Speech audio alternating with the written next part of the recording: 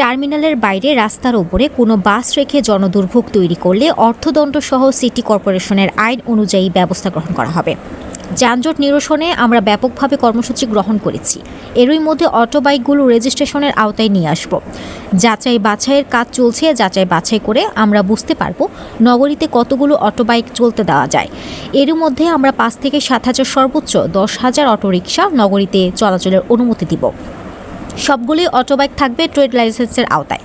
প্রশাসক ইউসুফ মোল্লা টিপু আরও বলেন, আগামীকাল থেকে ফুটপাত উচ্ছেদ অভিযান চলবে। ইতোমধ্যেই আমাদের ম্যাজিস্ট্রেট নিয়োগ দেওয়া হয়ে গেছে। আমাদেরকে সহযোগিতা করবে সেনাবাহিনীর, র্যাব, পুলিশ সহ সকলের সমন্বয়ে আমরা এই অভিযানটি পরিচালনা করব। শনিবার কুমিল্লা জাঙ্গালিয়া বাস টার্মিনাল পরিদর্শনে গেলে সিটি কর্পোরেশনের প্রশাসক ইউসুফ মোল্লা টিপু এসব কথা বলেন। এ সময় টার্মিনাল নেতৃবৃন্দরা বিভিন্ন সমস্যার কথা তুলে ধরলে তাৎক্ষণিক কিছু সমাধান করে দেন এবং বাকিগুলো পর্যায়ক্রমে হবে বলে আশ্বস্ত করেন।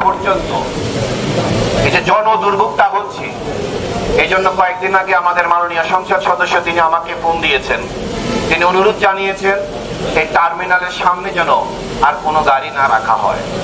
আর এটি শুধু মাননীয় সংসদ সদস্য রিকোয়েস্ট না, এটি কুমিল্লার সর্বস্তরের মানুষ যারা এই রোডটা ব্যবহার করে সকলেরই দাবি একটা, যে আমরা এই রাস্তা চলাফেরা করতে পারি না, এলোমেলো ভাবে রাস্তার উপরে গাড়ি রেখে দেওয়া হয়।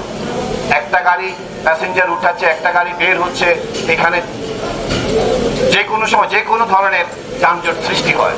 আপনাদের কাছে আজকে অনুরোধ থাকবে যে মালিক পক্ষ আছেন এবং শ্রমিক পক্ষ আছেন, আজকেই আপনারা সিদ্ধান্ত দিয়ে দিবেন।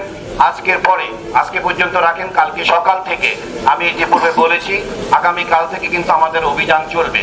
যদি আগামী কাল থেকে আপনারা এখানে গাড়ি রাখার চেষ্টা করেন বা রাখেন, তাহলে কিন্তু আপনারা জরিমানার আওতায় চলে আসবেন। বিভিন্নভাবে আমরা দেখছি যে টার্মিনালটা অপরিষ্কার হয়ে আছে। এটি আসলে ইজারাদারের, কাউন্সিলর সাহেব বলেছেন যে ইজারাদারের দায়িত্ব।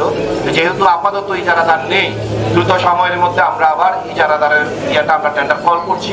দ্রুত সময়ের মধ্যে এটা আবার আমরা ইজারাদার নিয়োগ দেব।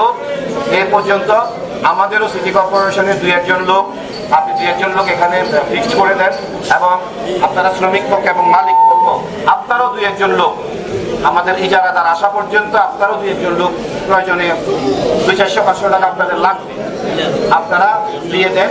তাহলে যৌথভাবে এখন টার্মিনালটা পরিষ্কার রাখুন। সিটি কর্পোরেশনের 2 জন, আপনারা 2 জন দেন, হ্যাঁ আপনারা 2 জন দেন, তাহলে 4 জনে যৌথভাবে এখন টার্মিনালটা পরিষ্কার রাখুন। দ্রুত সময়ের মধ্যে, হয়তো আগামী 10-15-20 দিনের মধ্যে আমরা ইজারাদার দিয়ে দিব।